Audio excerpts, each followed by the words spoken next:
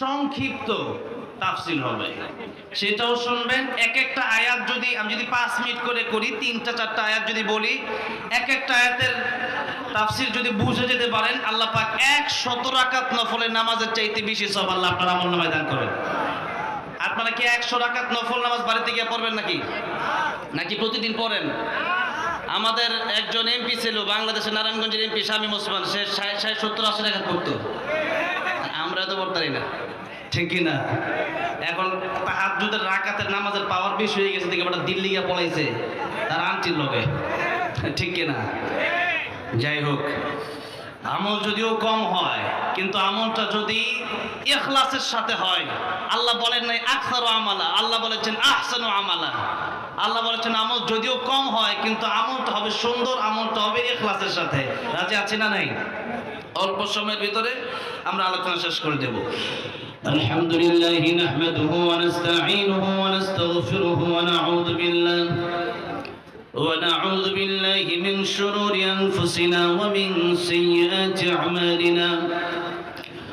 من يهده الله فلا مضل له ومن يضلله فلا هادي له ونشهد أن لا إله إلا الله وحده لا شريك له ونشهد أن سيدنا ومولانا محمدا عبده ورسوله الذي أرسله بالحق بشيرا ونذيرا وداعيا إلى الله بإذنه وسراجا منيرا.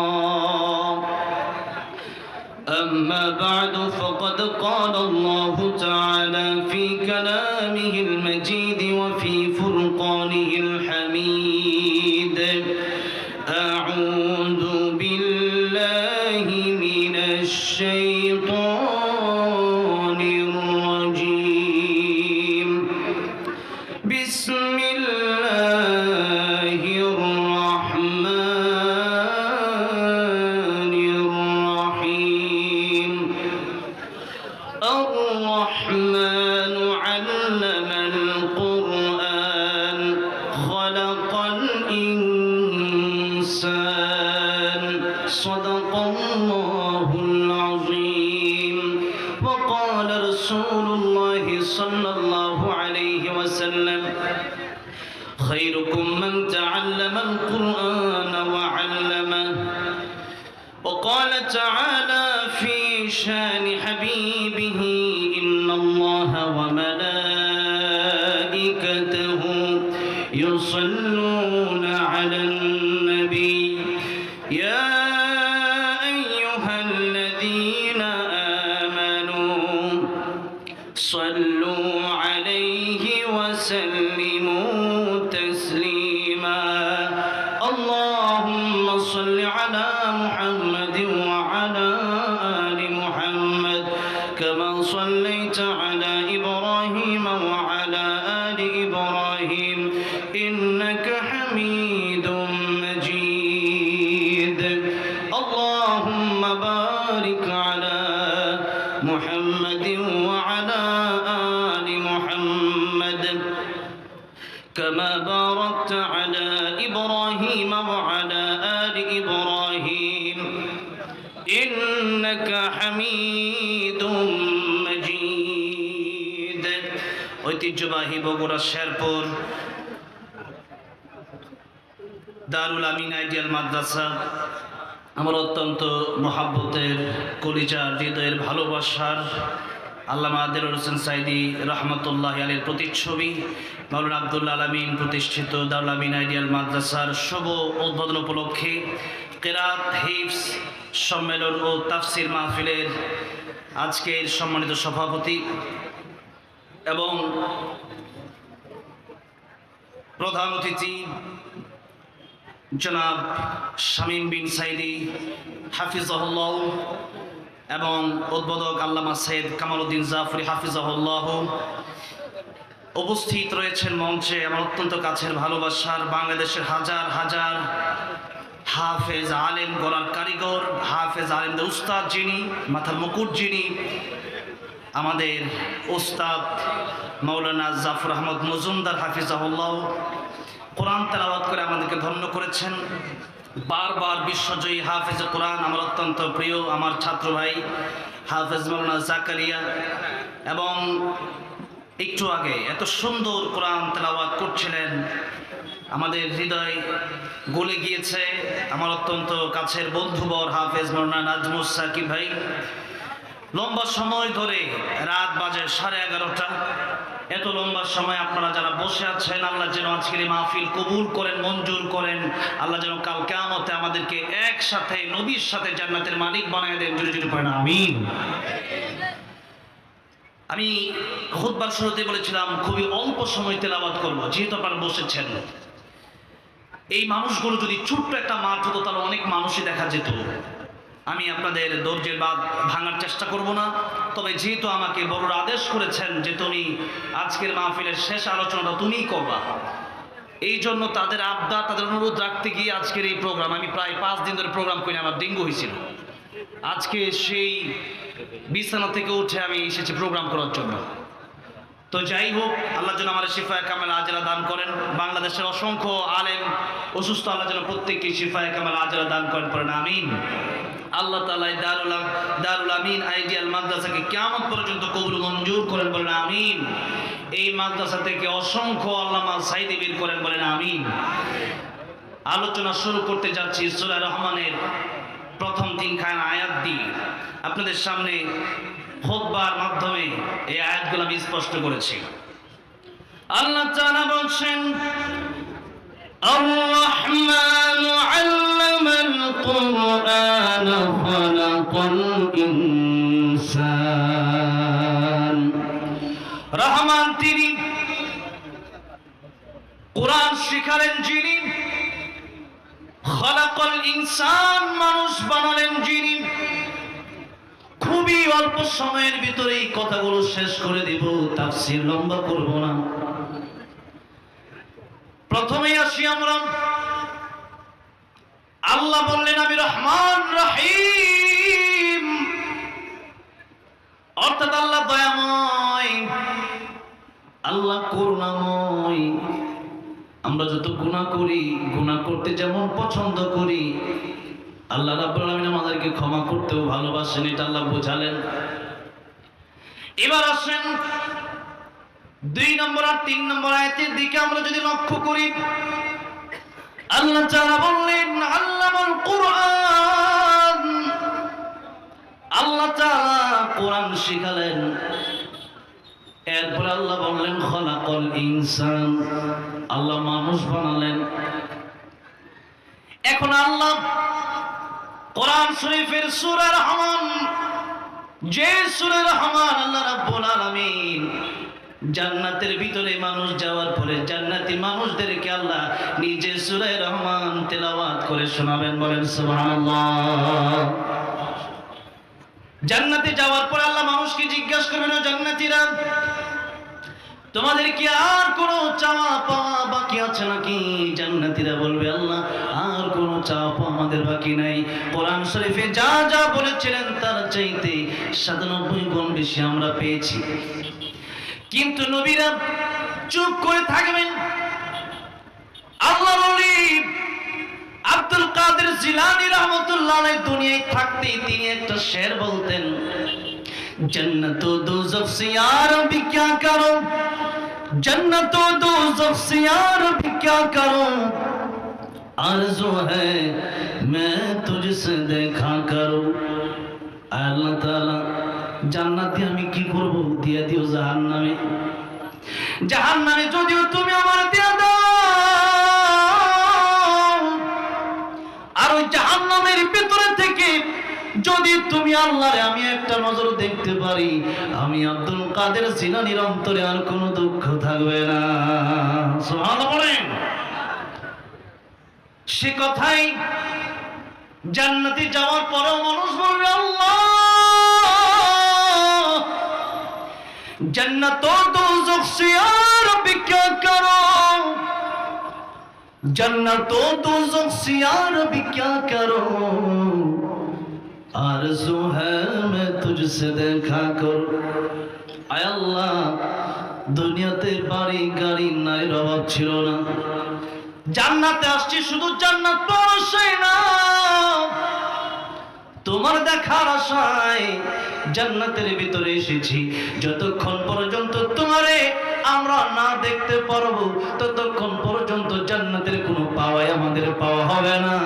আল্লাহ বলবেন, ও জান্নাতীরা, আজকে একটা কোরআনের মাহফিল হবে, ওই কোরআনের মাহফিলে আমি আল্লাহ রাব্বুল আলামিন তোমাদের সাথে দেখা দিয়ে দিব। দুনিয়ার মানুষের জন্য, দুনিয়ার মানুষের চেহারা দেখে পাগল হয়ে মানুষ আত্মহত্যা করে। এবার বলেন, আল্লাহর চেহারা দেখলে ভালো লাগবে না খারাপ লাগবে? কম ভালো না বেশি ভালো? সেই ভালোর কোনো শেষ নাই। আল্লাহ রাব্বুল আলামিন তিলাওয়াত জান্নাতের মাহফিলে শুরুতেই বলবেন, দাউদ আজকে তুমি কোরআন থেকে তেলাওয়াত করো।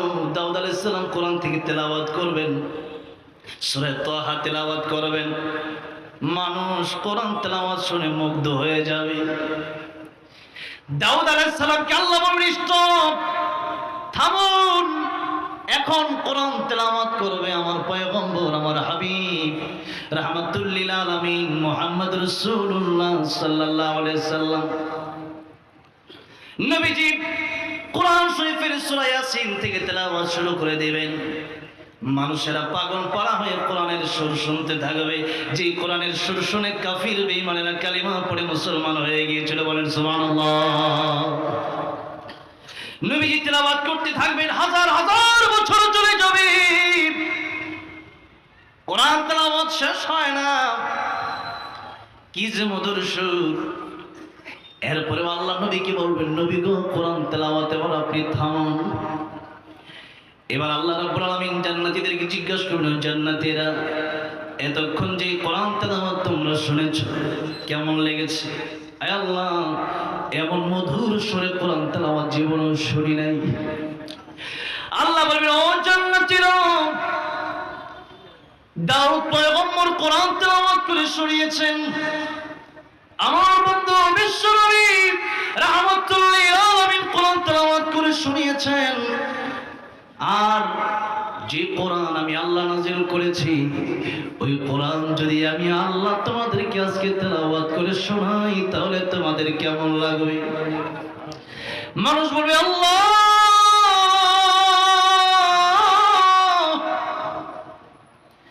যদি আপনার কণ্ঠে কোরআন তেলাওয়াত শুনি তাহলে তো ভালো লাগার কোনো শেষ নাই। এবার আল্লাহ রাব্বুল আলামিন সূরা রহমান তেলাওয়াত করে শোনাবেন, أنا الرحمن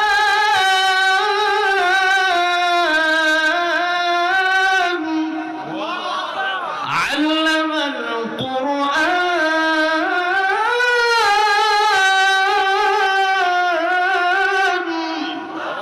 আল্লাহ তেলাওয়াত করতে থাকবেন, হাজার হাজার বছর চলে যাবে, মানুষ কোরআন তেলাওয়াত শুনে দিশেহারা হয়ে যাবে, অজ্ঞান হয়ে যাবে।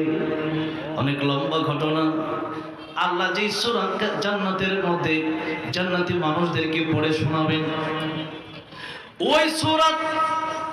ওই সূরাটা আল্লাহ নাযিল করেন এইভাবে যে আল্লামাল কুরআন খালাকাল ইনসান।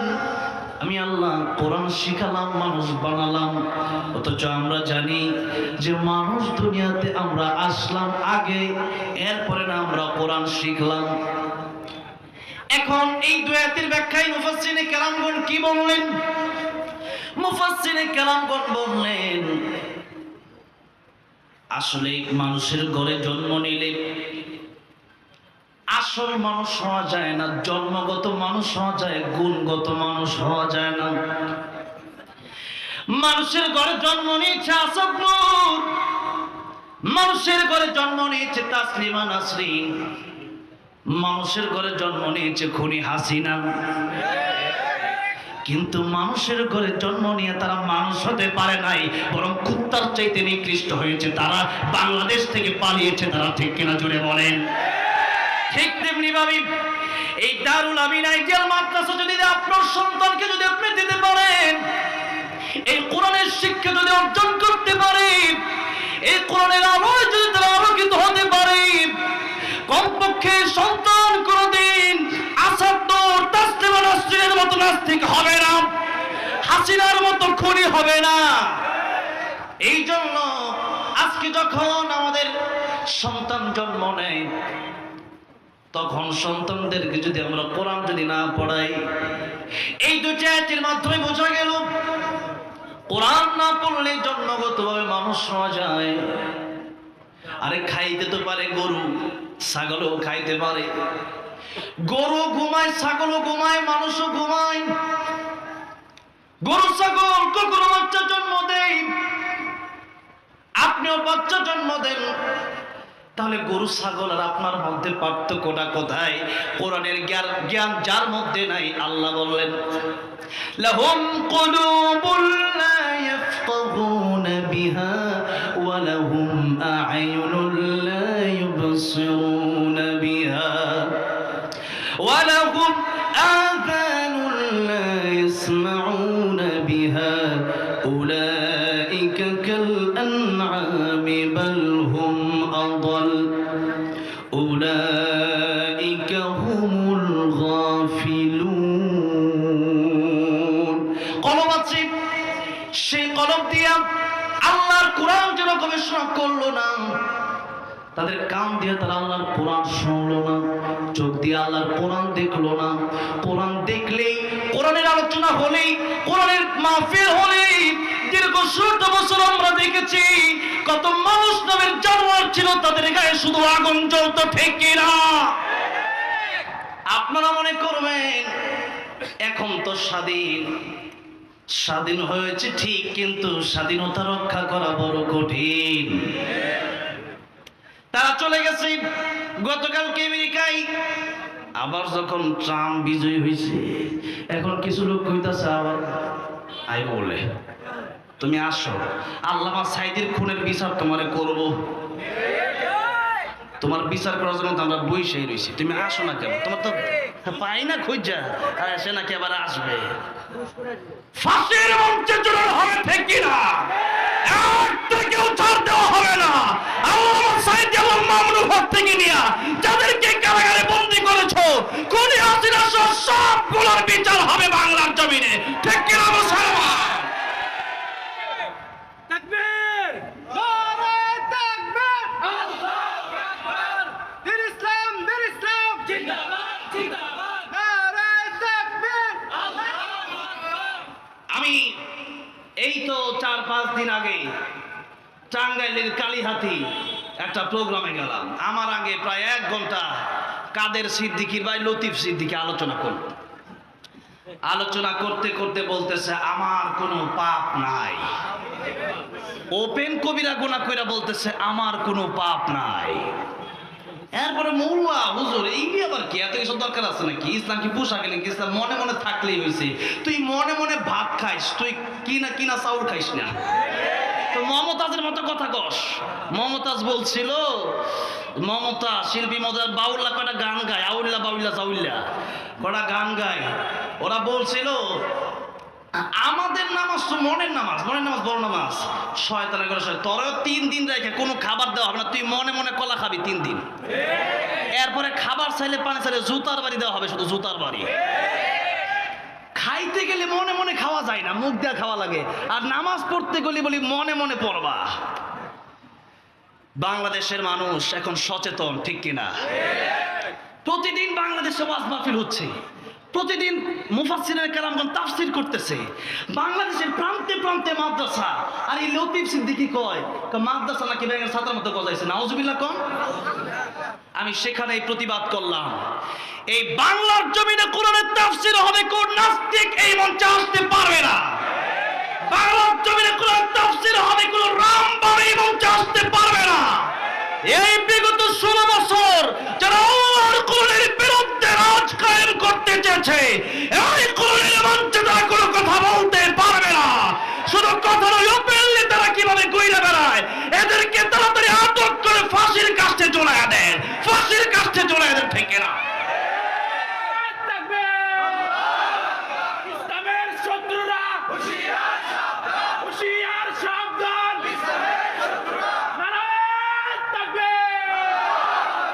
আমার ভাইরা, আমার মুরব্বী মজিলম, সময় খুবই অল্প, 5 মিনিটের ভিতরে আমি কথা শেষ করে দেব। এই দুনিয়াতে আল্লাহর কোরআন যদি কারো ভিতরে না থাকে, ওই সন্তান বাবাকে মাকে বৃদ্ধাশ্রমে নিয়ে এসে নিয়ে গিয়ে রাখতে পারে। আল্লাহর কোরআনের শিক্ষা যদি কারো অন্তরে না থাকে, এই কলবটা কালো জাহান্নামের আগুন। আমি গত পরশুদিনও আমার মাদ্রাসাতে একটা প্রোগ্রাম হয়েছে, আমার মাদ্রাসার প্রোগ্রামে আমি বললাম, ওই যে কয়েকদিন আগে মুফতি আমির হামজা সাহেব এক মাহফিলে তাফসীর করবেন। মুফতি আমির হামজা সাহেবের আগে সাবেক একজন এমপি, সে কোন দলের ওইটা আমার দেখার নাই, এখানে কোরআন তেলাওয়াত করলো, স্টেজে ভুল তেলাওয়াত করলো। আমির হামজা সাহেব ভুল ধরলেন, কারণ হচ্ছে ওয়ালা তাকফু মা লাইসা লাকা বিহি ইলম, যে ইলম তোমার নাই তা তুমি এখানে বলতে আসবা। এখন আল্লাহর কোরআন যদি আপনার ভিতরে না থাকে, আপনি বলবেন কেন? আল্লাহর কোরআন যার ভিতরে নাই, আল্লাহর কোরআন যে ব্যক্তি তেলাওয়াত করতে পারে না, আপনি কপালে লিখে নেন আপনার কোনো নামাজ হয় না, আপনার নামাজ হয় না। আপনি আবার মানুষকে কিসের কোরআন তেলাওয়াত শোনাবেন? আল্লাহর কোরআন সহি শুদ্ধ করে যদি আপনি না পড়তে পারেন, তাহলে লসটা কোথায়, ক্ষতিটা কোথায়? আল্লাহর কোরআন যদি আপনি না শিখেন, নামাজ ভঙ্গের কারণ কয়টা সবাই একটু জোরে বলবেন? 19টা নামাজ ভঙ্গের কারণের প্রথম ভঙ্গের কারণটা কি? হ্যাঁ, নামাজে অশুদ্ধ পড়া। আমি যদি বলি এই কথা, আমার মনে হয় ভুল হবে না। বাংলাদেশের মধ্যে 90% মুসলমান আজকের নামে নামে মুসলমান, আল্লাহর কোরআন তারা শিখলো না। আজকে যদি আপনাদের সবাইকে আমি প্রশ্ন করি, আল্লাহর কোরআনটা দাঁড়ায় দাঁড়ায় আমার একটা সূরা শোনান, আল্লাহর কোরআন হয়তো সবাই আমরা শোনাতে পারবেন না। বড় আফসোস, 70 বছর 80 বছর 90 বছর হয়ে গেল, এখনো কি আল্লাহর কোরআন শেখার প্রয়োজন আপনি মনে করলেন না? অথচ নামে নামে আপনার নাম আব্দুর রহমান, আব্দুর রহিম। এই জন্য কবি বলেছেন, নামে মুসলমান নাকি কামে মুসলমান তুমি, নামে মুসলমান নাকি কামে মুসলমান। নামে কামে মিল না হলে, নামে কামে মিল না হলে বইবে যে তুফান তুমি, নামে মুসলমান নাকি কামে মুসলমান তুমি, নামে মুসলমান নাকি কামে মুসলমান। নাম রেখেছে আব্দুর রহিম, কালমা জানে না, এই সমাজে এমন লোকের সংখ্যা অগণা, ঠিক না? নাম রেখেছে আব্দুর রহমান, নামাজ পড়ে না, এই সমাজে এমন লোকের সংখ্যা অগণা। এমন সমাজ বদলাতে কে, এমন সমাজ বদলাতে কে রাখবে অবদান তুমি, নামে মুসলমান নাকি কামে মুসলমান তুমি, নামে মুসলমান নাকি কামে মুসলমান। এই জন্য নামের সাথে কাজেও মুসলমান হওয়ার দরকার আছে না নাই? কিয়ামতের ময়দানে ইব্রাহিম আলাইহিস সালামের পরিচয় দিয়ে বাবা আজর জান্নাতে যেতে পারবে না, নবীর পরিচয় দিয়ে চাচা আবু তালিব জান্নাতে যেতে পারবে না, নবীর পরিচয় দিয়ে স্ত্রী জান্নাতে যেতে পারবে না, নূহ আলাইহিস সালামের ছেলে বাবার পরিচয় দিয়ে জান্নাতে যেতে পারবে না। এই যে নিজের আমল নিজে করেন, নিজের ঈমান নিজে ঠিক করেন। আল্লাহ বলছেন, ইয়া আইয়ুহাল্লাযীনা আমানু কু আনফুসাকুম ওয়া আহলিকুম নারা। হে ঈমানদাররা, নিজেরা জাহান্নামের আগুন থেকে বাঁচাও, পরিবারকে তোমরা জাহান্নামের আগুন থেকে বাঁচাও। আমাকে জিজ্ঞাসা করেন যদি কিভাবে জাহান্নামের আগুন থেকে বাঁচাবো, সমস্ত মুফাসসিরিনে কেরামগণ একমত, আল্লাহর কোরআন যদি শিখাতে পারেন, নবীর সুন্নাহ যদি শিখাতে পারেন, সন্তানটা জাহান্নাম থেকে বেঁচে যাবে। আর আল্লাহর কোরআন নবীর সুন্নাহ যতক্ষণ পর্যন্ত না শিখাবেন, এই সন্তান জান্নাতে যাবে না। শুধু তাই নয়, কিয়ামতের ময়দানে এই সন্তান যদি জাহান্নামে যায়, এই সন্তান জাহান্নামে যাওয়ার প্রধান একটা কারণ হবে যে তার বাবা মা তার আল্লাহর কোরআন শিক্ষা দেয় নাই। এই জন্য আপনি ডক্টর বান, ইঞ্জিনিয়ার বান, ব্যারিস্টার, উকিল, আপনি যা বলে চাই বানান, কিন্তু আল্লাহর কোরআন প্রাথমিকভাবে মুসলমান হিসেবে শিক্ষা দেওয়ার দরকার আছে না নাই? আজকে আমরা আল্লাহর কোরআন শিক্ষা দিতে রাজি না। মনে করি আল্লাহর কোরআন শিক্ষা দিলে মনে হয় রিজিক আসবে না। আরে না, রিজিকের মালিক তো আমার আল্লাহ। পৃথিবীর কার বাপের ক্ষমতা আছে নাকি যে একটা চাউল সে ব্যক্তি বানাবে? বানাতে পারবে কেউ? একটা মুরগি, যে মুরগি প্রতিদিন খান, কেউ কি বানাতে পারবে একটা মুরগি? কেউ একটা মাছ বানাতে পারবে? তো সব খাবারই তো আমার আল্লাহ দিচ্ছেন। আমরা তো কোরআন পড়েছি, না খায় তো মরি নাই, বরং দাওয়াতের অভাব নাই, খাওয়ার অভাব নাই। হুজুর জিগা দেখেন কয়দিন না খায় রয়েছে, আর আপনার ঘরে 40 পদের খাবার আছে, কিন্তু আপনি যাবার চাইলে রুটি ছাড়া কিছু খেতে পারেন না। আপনার ঘরে 1000 রকমের খাবার আছে, আপনি খাইতে পারেন না। আর হুজুরের ঘরে খাবার নাই, হুজুরের বেতন 10,000, কিন্তু হুজুর দাওয়াত খাইতে খাইতে কুল পায় না। তাহলে বোঝা গেল রিজিকের মালিক কে? আল্লাহ যদি রিজিকের মালিক হয়, আগে তো অনেকে অনেক প্রশ্ন তুলতো। এখন এই যে দারুল আমিন আইডিয়াল মাদ্রাসা, এই মাদ্রাসাতে আমার মাদ্রাসা তাশরিফ ইন্টারন্যাশনাল মাদ্রাসা গাজীপুরে, আমরা তো এখন এমন ভাবে পড়াই, এখন আর প্রশ্ন করার কোনো সুযোগই নাই। বাংলার সাথে অঙ্ক, ইংরেজি, আরবির সাথে বাংলা, অঙ্ক, ইংরেজি সবই আছে। তবে এই কথা মনে রাখতে হবে, বাংলা, অঙ্ক, ইংরেজি একদিন শেষ হবে। ও বাবা, ও ভাই, আল্লাহর কোরআন কোনোদিন শেষ হবে না। বরং যারা আল্লাহর কোরআন পড়বে কিয়ামতের ময়দানে আল্লাহর কোরআন তাদেরকে সুপারিশ করে করে জান্নাতে নিয়ে যাবে। চিৎকার মেরে পড়া যাবে না সুবহানাল্লাহ। ইন্না নাহনু নাযালনা যিকরা ওয়া ইন্না লাহু লাহাফিজুন। আল্লাহর কোরআন আল্লাহ হেফাজত করবে, আর এই হেফাজত যাদের মাধ্যমে করবে এরাই জান্নাতে যাবে। এবার আসুন, আল্লাহর কোরআন যদি আপনি না শিখান, তাহলে তো আপনি নামাজ ভঙ্গের 19টা কারণের মধ্যে প্রথম কারণটা হচ্ছে আপনি কোরআন শিখালেন না। আপনি 1টা বছর, 2টা বছর, 3টা বছর কোরআন শিখান, এরপর আপনি ডাক্তার, ইঞ্জিনিয়ার বানান, কোনো সমস্যা আমার নাই, কারণ নাই। কারণ ডাক্তার তো আমাদের প্রয়োজন আছে, ইঞ্জিনিয়ার আমাদের প্রয়োজন আছে, ব্যারিস্টার আমাদের প্রয়োজন আছে। এই যে রফিক মাদানি ভাই গতকাল 4টা মামলা থেকে মুক্তি পাইল, তাহলে এই যে মুক্তির জন্য উকিল, ব্যারিস্টারের দরকার আছে না নাই? উকিল তো দরকার আছে। সব ডাক্তার যদি হিন্দু হয়ে যায়, তাহলে হিন্দুরা যদি বলে, কাফিররা যদি বলে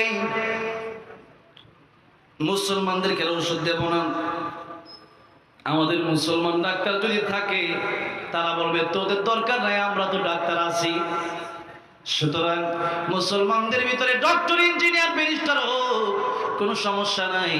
কিন্তু যেহেতু আপনার কাছে আপনি এত সুন্দর একটি মাদ্রাসা পেয়েছেন, আজকে দারুল আমিন আইডিয়াল মাদ্রাসায় যখন আসলাম, আমার মনে হলো উত্তরবঙ্গের শ্রেষ্ঠ মাদ্রাসা। এই মাদ্রাসাটা আলহামদুলিল্লাহ বলেন।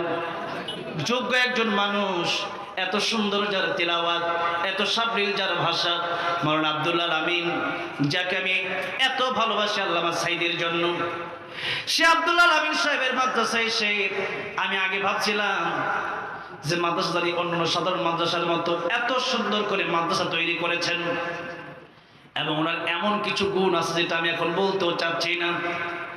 এখন আপনাদের সামনে আমার কথা হচ্ছে, আপনারা এই মাহফিল থেকে কলবে একটা কথা ঢুকে নিয়ে যাবেন। সেই কথাটা হলো যে আমার সন্তান ডক্টর, ইঞ্জিনিয়ার, ব্যারিস্টার, উকিল হবে, আমার কোনো সমস্যা নাই, আমার কোনো আফসোস নাই। হোক, আমরা আমাদেরকে আল্লাহ শিক্ষা দিয়েছেন দোয়া।